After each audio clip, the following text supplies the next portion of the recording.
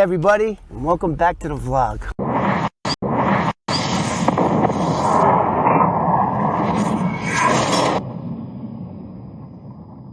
Hey everybody, we're back. Sorry I took so long, but it takes a long time to travel to Switzerland. We are here coming to you live from the Swiss Alps. Check it out. No, not really. Swiss Alps was not even funny. Okay, so today I'm very happy because I'm going to be doing a video that I love to do.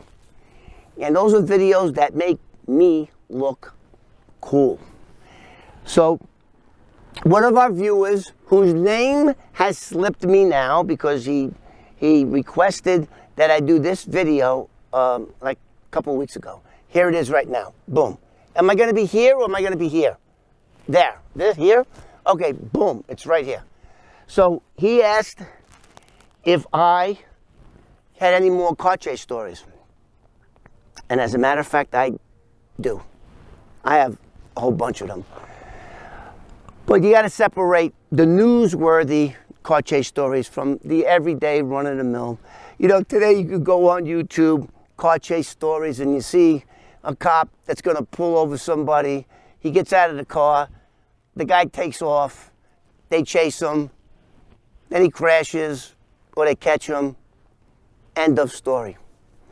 Now, for all you guys, now okay, so I just said that, right?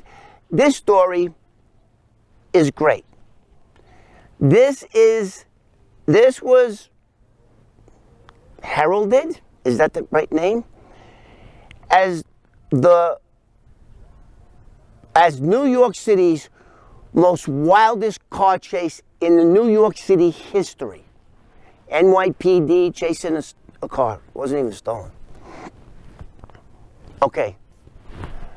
So now for all you people that leave the channel after 7 minutes, my average viewers only stay to 7 minutes. Then all you guys all you 7-minute commandos, you guys can go watch somebody else because this is going to be a long story.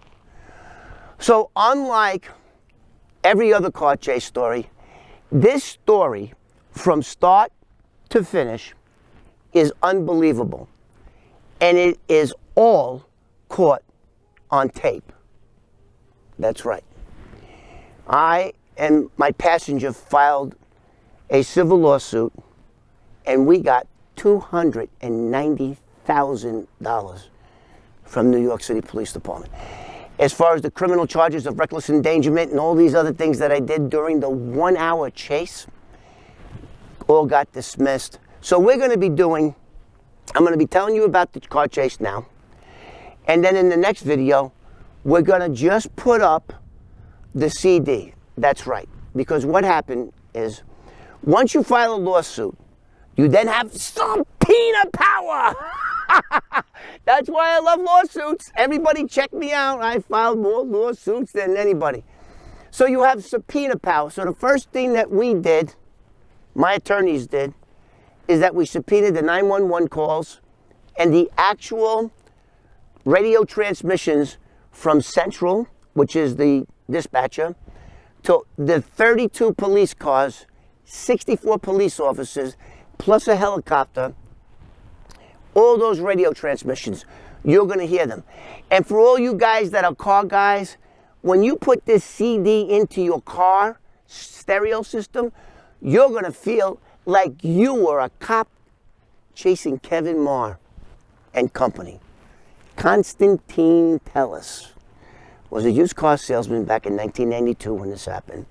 And here's Constantine, a.k.a. Gus. Here he is right here. That's his picture right there. I recently spoke to him. He really didn't want to. I told him I'm doing a YouTube channel. He really didn't. He's like one of these super conservative guys. And his only response to me was, "Oh, I got a reputation." Well, you know, your reputation is your reputation.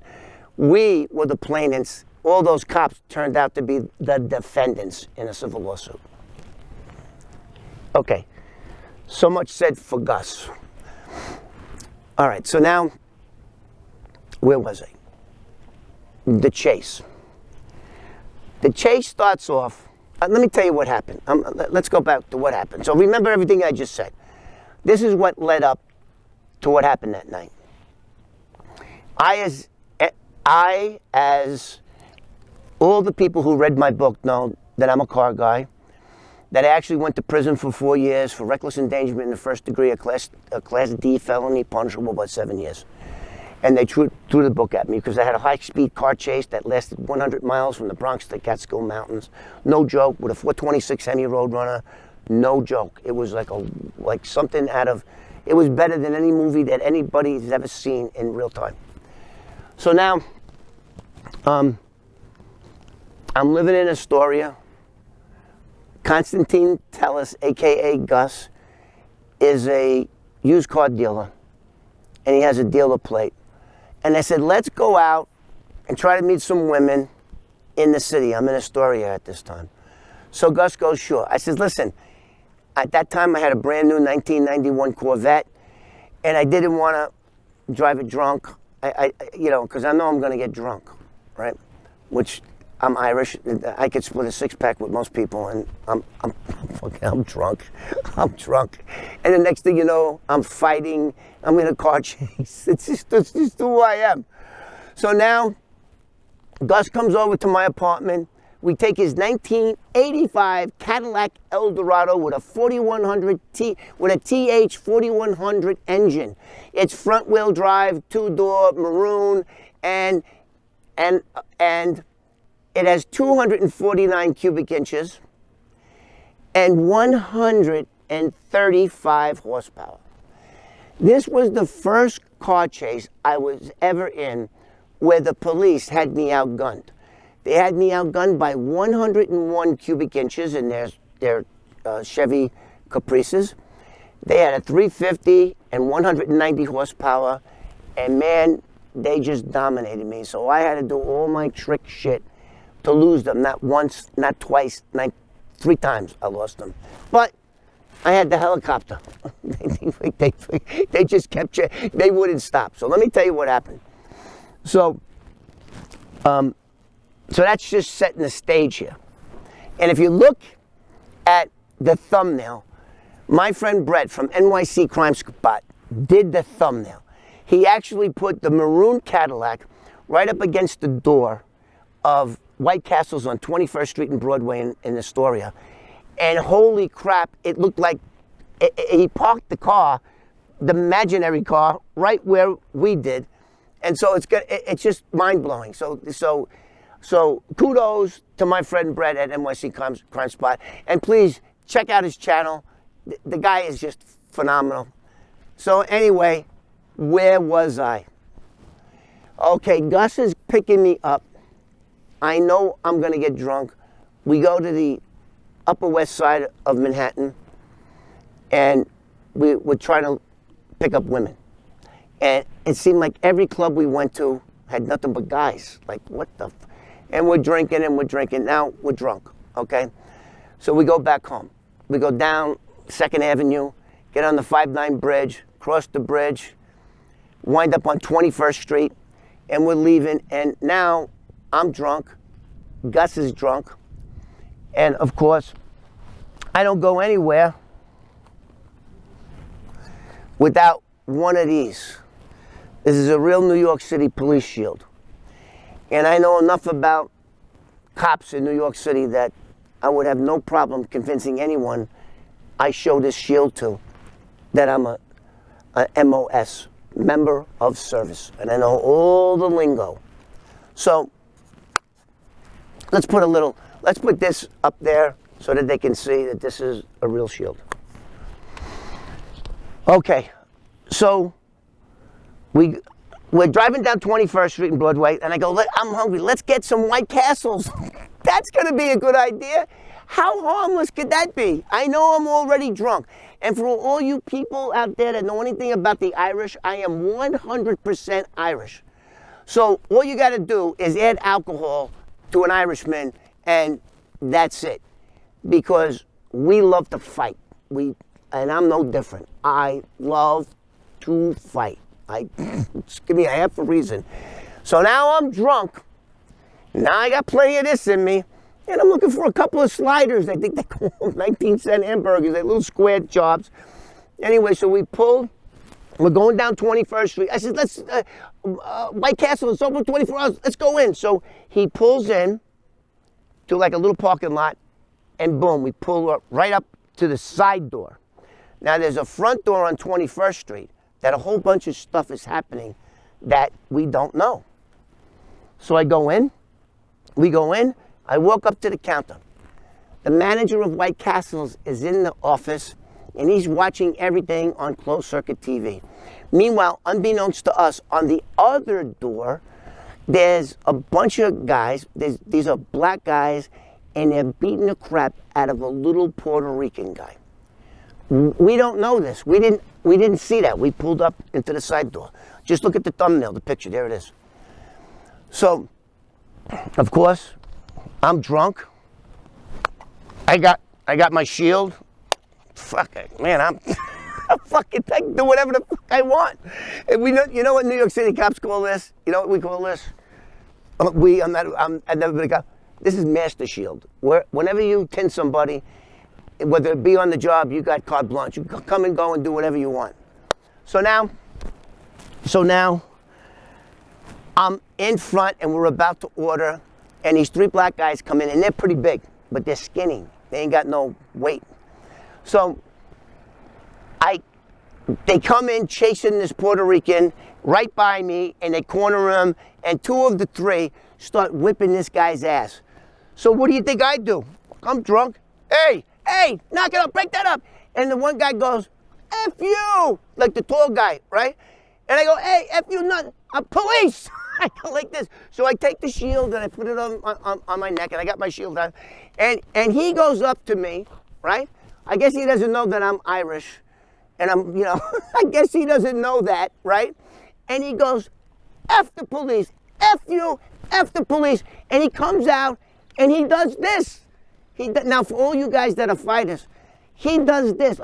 He goes like this. So what do you think I do? Bang! I fucking hit him a shot from hell.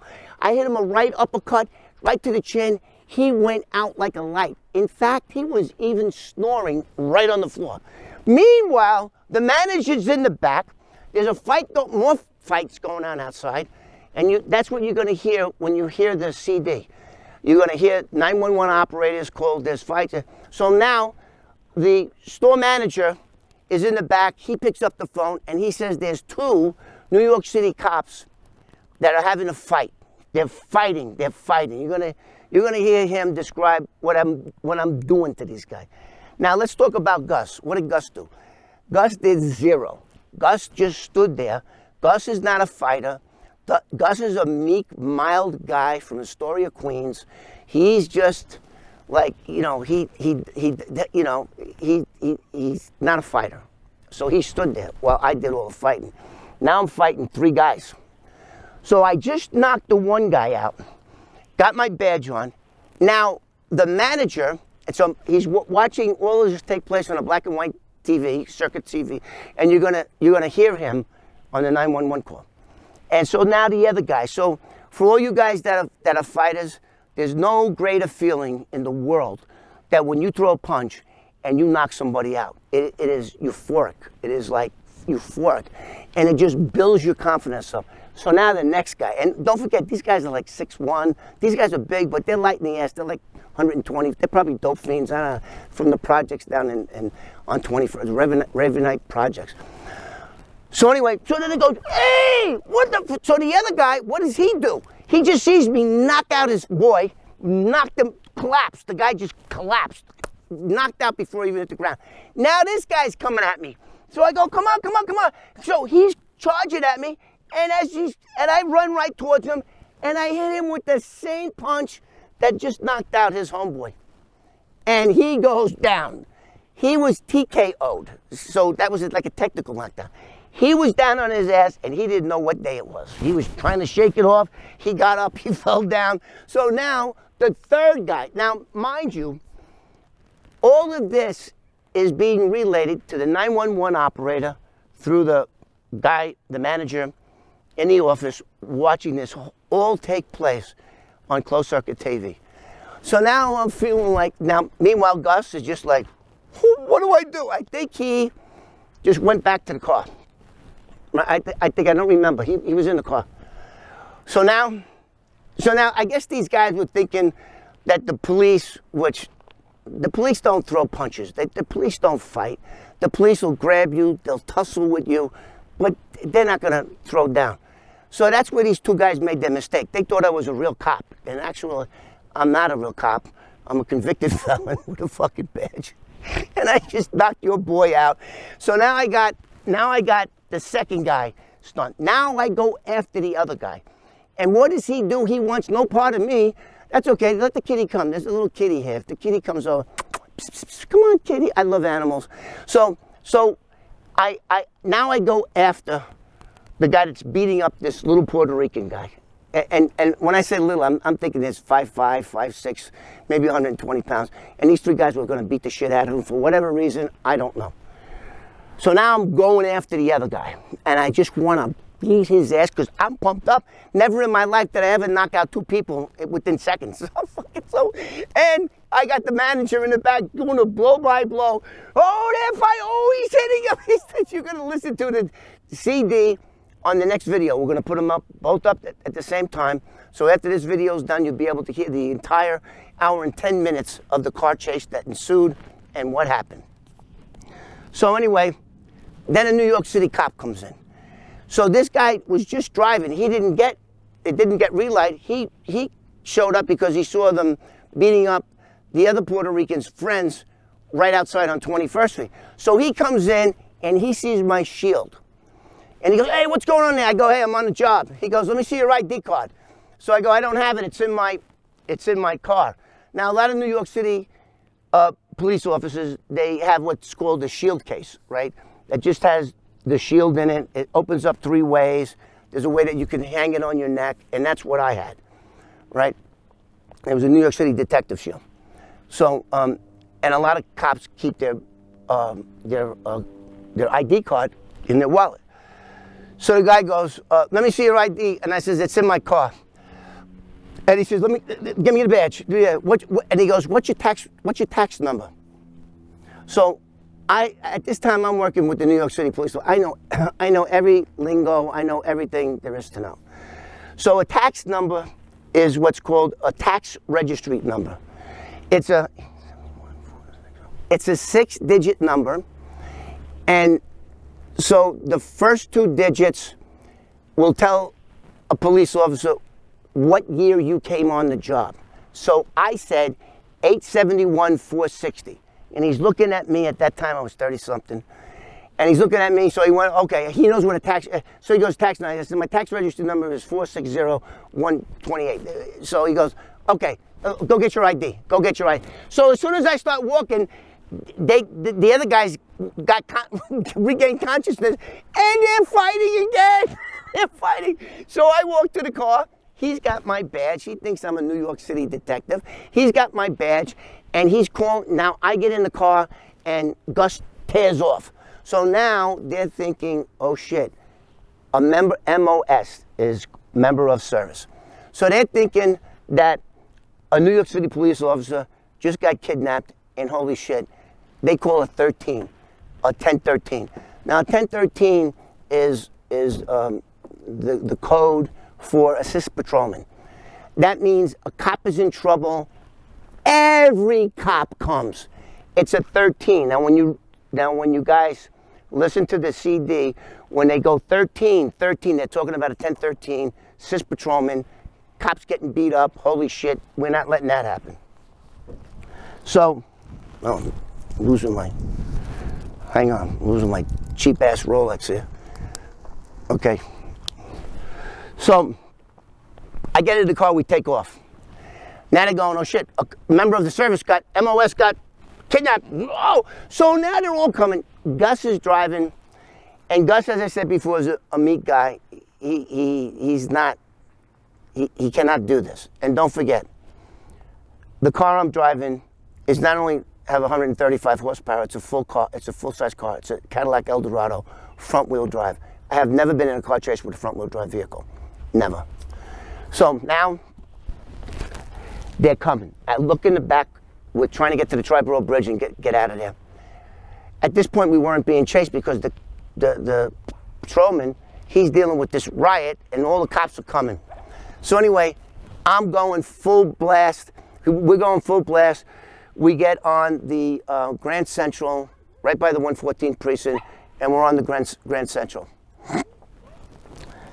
And now they're calling a 1013, 1013, 1013. And 32 police cars, 64 cops are chasing us. We're on the Grand Central, which is right across from LaGuardia Airport, which is restricted airspace. A lieutenant, there's always got to be some kind of distraction.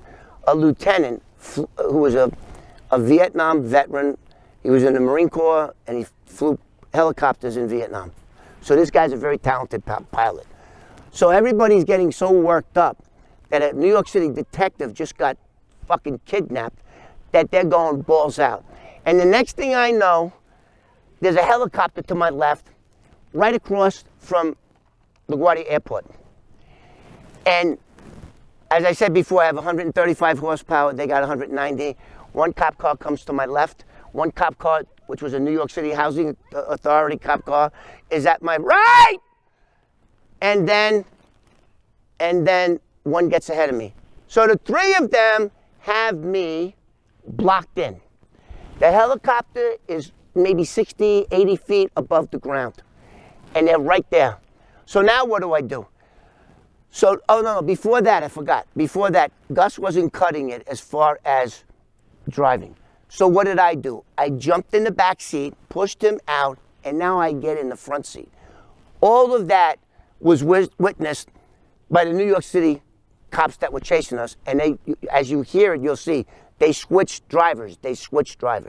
So now I'm driving. So now I got 135 horsepower, I'm outgunned, and these cops are just dominating me on the highway. I got to get off the highway.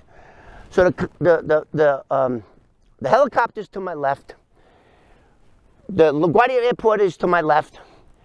Gus is to my right in the passenger seat. And the housing cop pulls right up as we're doing maybe 80. I don't think this chase went faster than 90 miles an hour.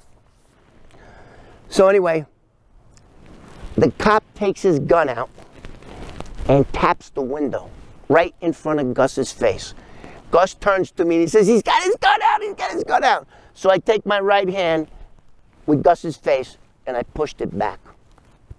And I didn't even know if I could do this. I didn't even plan all this. And I gave him the finger.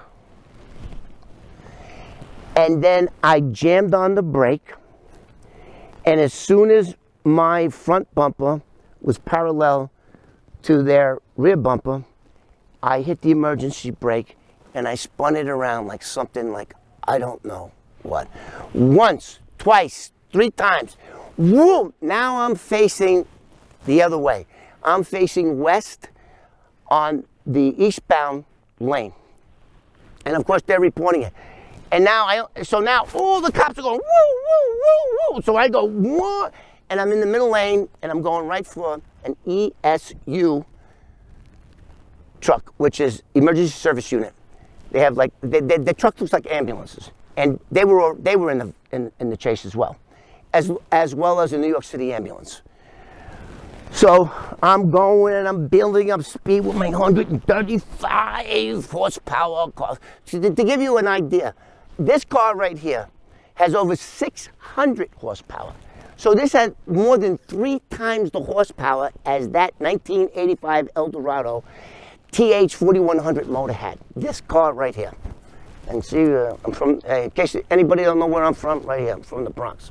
So anyway, I spin around. I'm facing the wrong way. I have to commit myself. So I'm going straight at this ESU truck. And Gus is going, turn!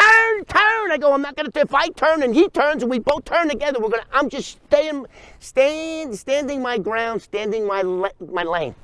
Ooh, and the ESU jerks the wheel at the last minute. He goes up like the ramp for the exit. and boom, and he went up, and I saw his lights going like this.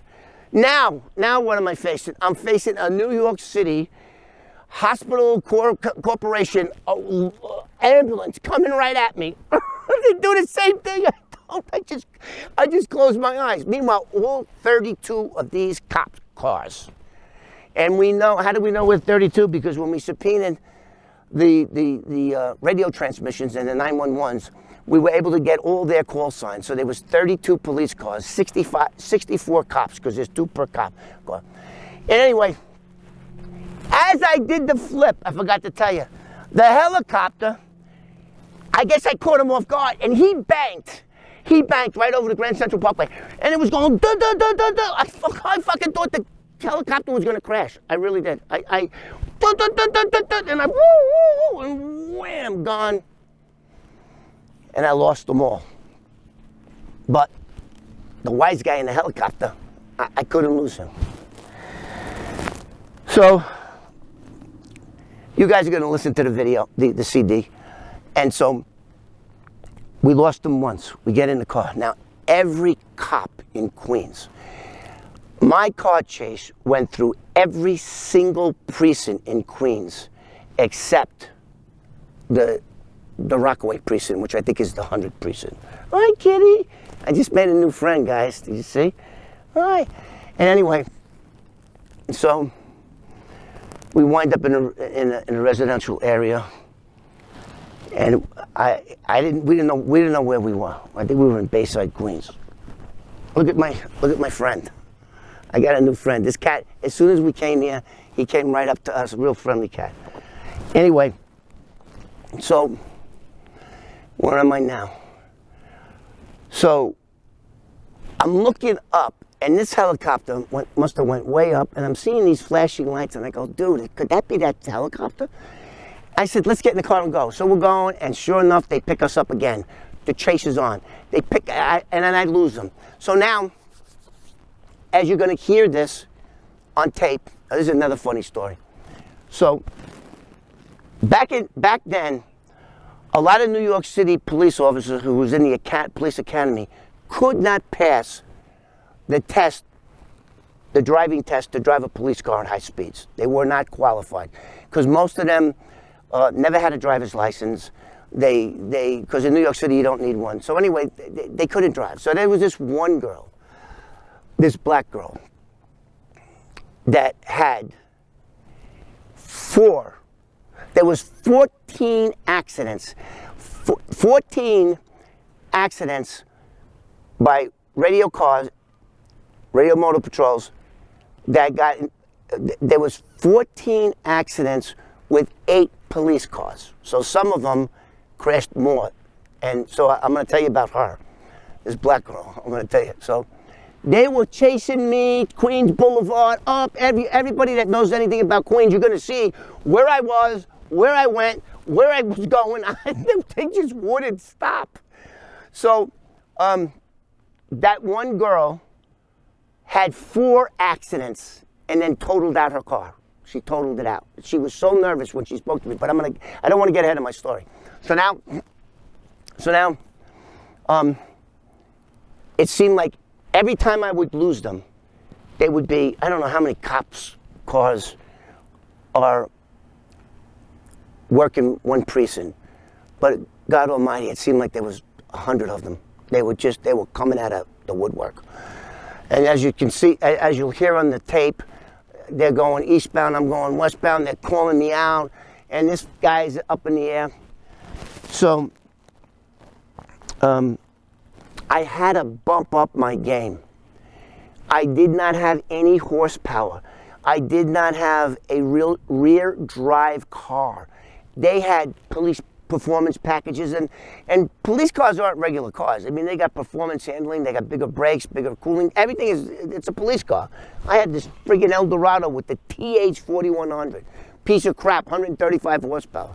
What could I do? I had to do all kinds of crazy shit, and you'll hear all of it on the CD. So now, they're coming, and more cops are coming. from all the other precincts now. They're coming. It's not just the 114th precinct, it's the 115. It's there. They are like balls out going.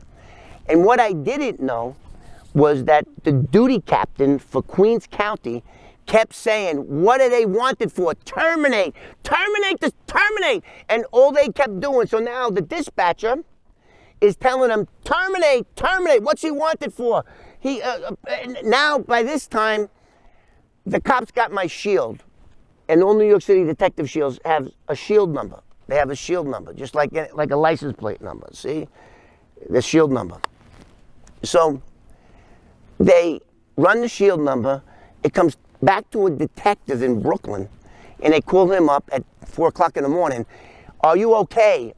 Where's your shield? He goes, I got my shield right here.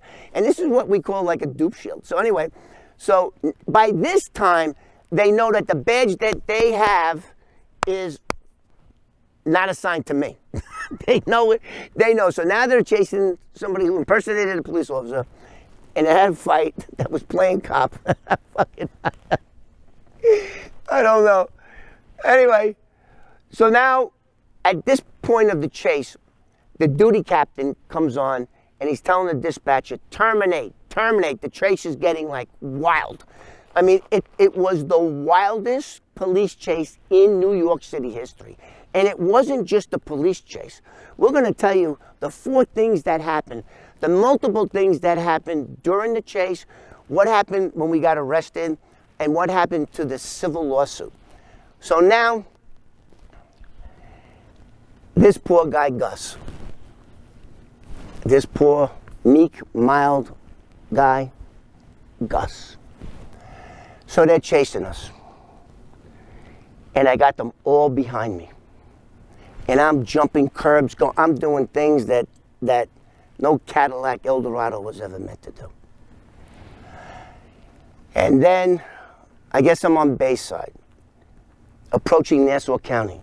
They actually had Nassau County Highway coming. Everybody's coming. Everybody wants to lock my ass up. For what? I tried to pick up a fight. That's what, when you cut right to the chase, that's what I did. That's the funny part about this. And so now, they're all chasing me, and I'm losing hope. I don't know where I am, and I turn into this street that enters a parking lot of Alley Pond Park. Never been there. I go in, I got 32 cop cars behind me, and it's a dead end. This was January or March, and I go in, I hit the brake, I slide in on the ice, I get out of the car, and I start running. Just as I start running towards the woods, the police cars come in. As the police cars come in, Gus, Constantine Tellis, for whatever reason, thinks it's a good idea to follow me outside my door. So I get out, I run, I'm already in there, the cops pull in, and the first thing they see is Gus following me out the door, at the driver's door. So boom, that guy must be the driver. Meanwhile, I'm already up in the woods, I already know what's gonna happen. I can't tell you how many times I got beat up. If I had all my mug shots, you would see most of them are all from me beaten up by cops, you know? And I love cops, but sometimes when you drink and you're Irish, bad things happen. And you just fight. So they see him get out of the driver's door. I'm already in the woods, and I'm covering myself with wet leaves. There's snow all over the place. I'm covering myself with wet leaves, and I'm trying to bury myself. Gus comes running right past me. He runs right past me, and here comes 64 New York City police officers right behind him. And of course, they catch him. And then they start beating the shit out of him. So anytime, this is a good word of advice for all you guys that run from the police, you just keep your mouth shut, curl up in the fetal position, and take the beating. Don't say anything. So Gus starts getting the crap beat out of him, and I could hear it. The one New York City housing cop that took his gun out and put it up against the window, and I gave him the finger. He was enraged. That cop was enraged. And he was the cop that caught Gus. And he straddled him. He took out his .38 revolver and he started beating him. He started pistol whipping him. He hit him with the barrel. Gus had circles all over his head. Gus got 250 stitches in his head. Gus kept saying, "It wasn't me, I wasn't driving. It wasn't me, I wasn't driving. It wasn't me, I wasn't driving. I told him to stop." And now they're thinking, and let me tell you something else about New York City cops. The last thing you want to do is lie to them. Because every time somebody lies to a New York City police officer, they think that you're insulting their intelligence.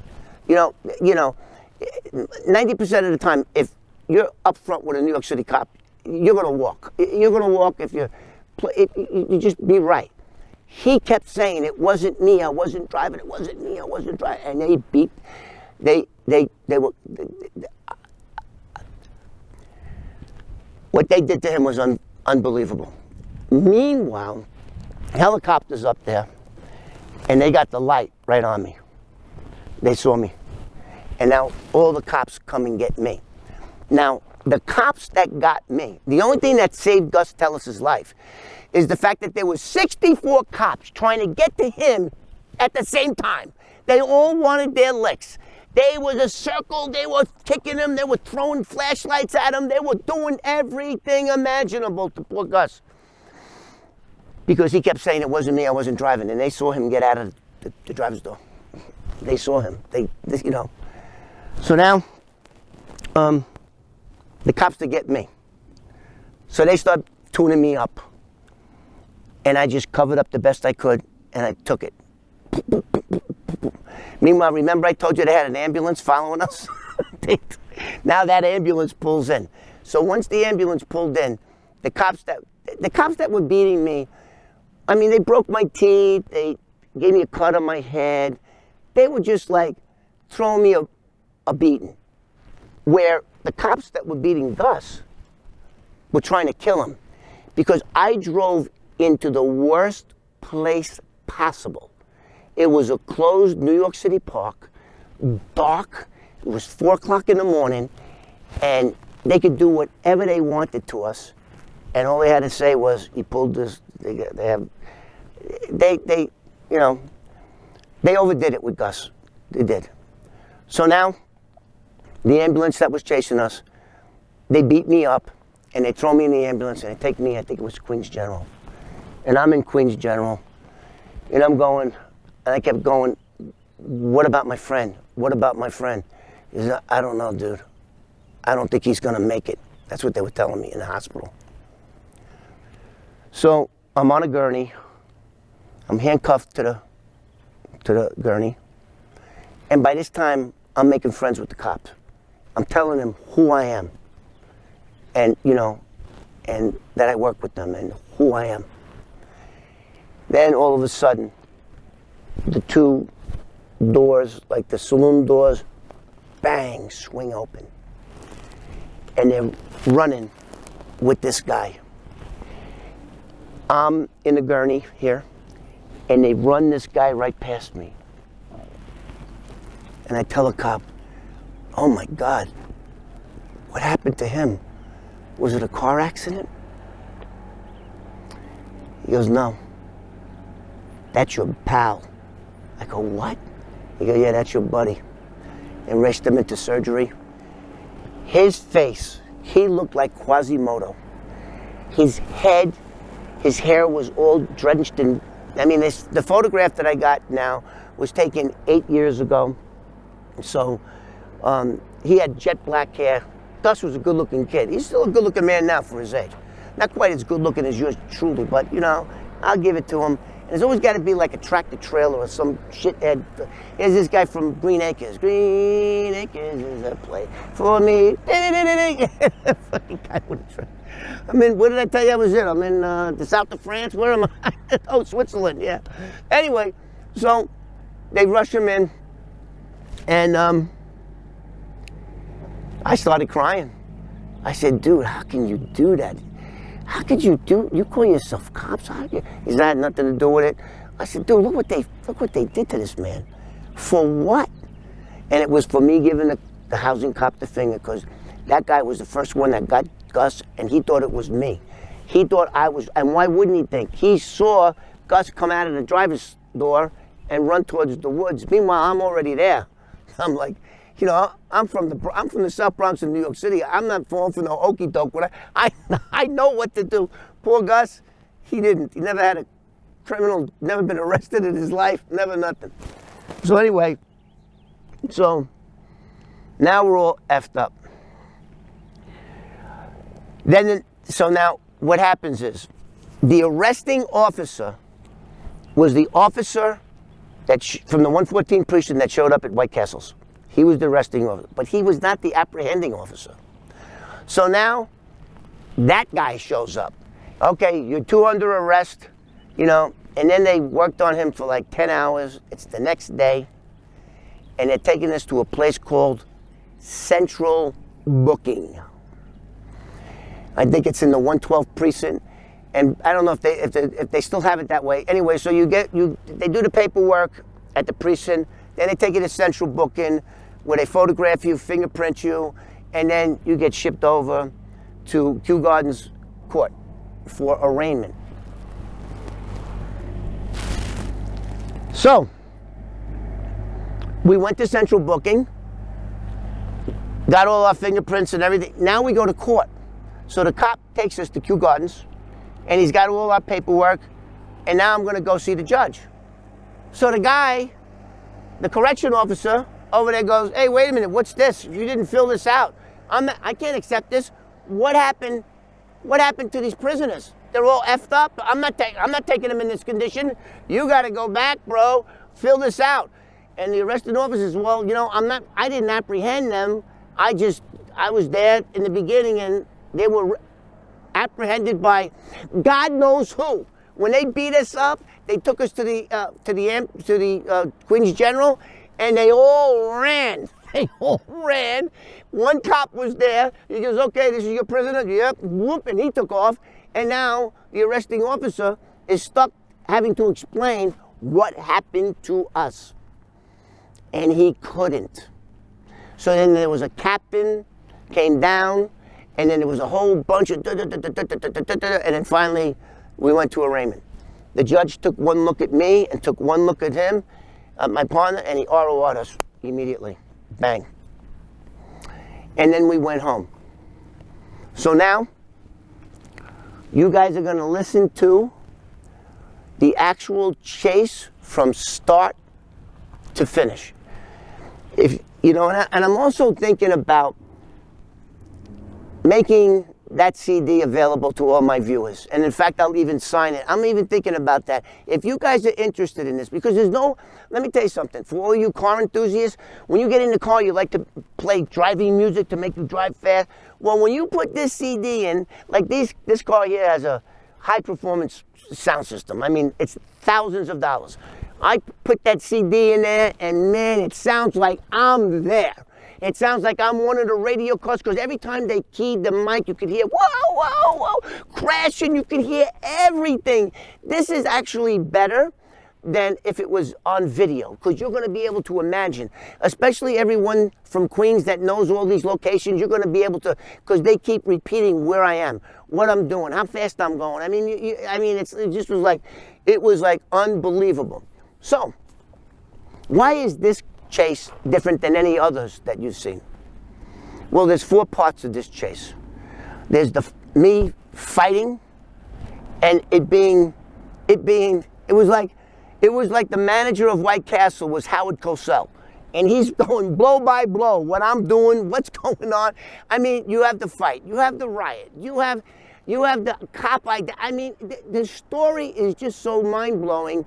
It blows any car chase story. I'll put this car chase story up against anyone. And so everyone that gets involved in a car chase story, they get locked up, they go to jail, end of story. Not us. All charges were dismissed. And then let's go to the civil lawsuit. That was unbelievable too. I'm going to do 2 more videos about what happened during the criminal prosecution and how we got off, and what happened during the 92, 93, 94, 95, 96, 97, 98, 99. 7 years it took me to go to civil court. 7 years later. 7 years in the makeup, about 4 or 5 different depositions. So, and at the end of the day, I used Queens as my personal racetrack. And then I won. Even though I caught a beating, then I won. Gus and I sued them and won $290,000. Google it. Maher versus NYC, NYPD, and New York City Housing Authority. And then Constantine Tellis, he had his own lawyer, I had my own lawyer. So there's 2 separate lawsuits. You guys can Google it. And so yeah, if you guys, as you hear the next video or the next audio is going to be the complete car chase. And as I said before, when you put that in, you're going to feel like one of the cops, because you're going to hear every time they keyed the mic, you're going to hear sirens, you're going to hear, you can hear the whole thing. And so, and I'm thinking about maybe getting those CDs to you guys. I'll even sign it. Let me know if you guys are interested in that. And so I'm sure there's more I wanted to say about the chase, but I'm going to let the CD do its talking. So, and for all you Roy DeMeo fans, hey, give it a break. Everybody, but everybody loves a great car chase. And this is that plus, plus, plus. See you on the next one.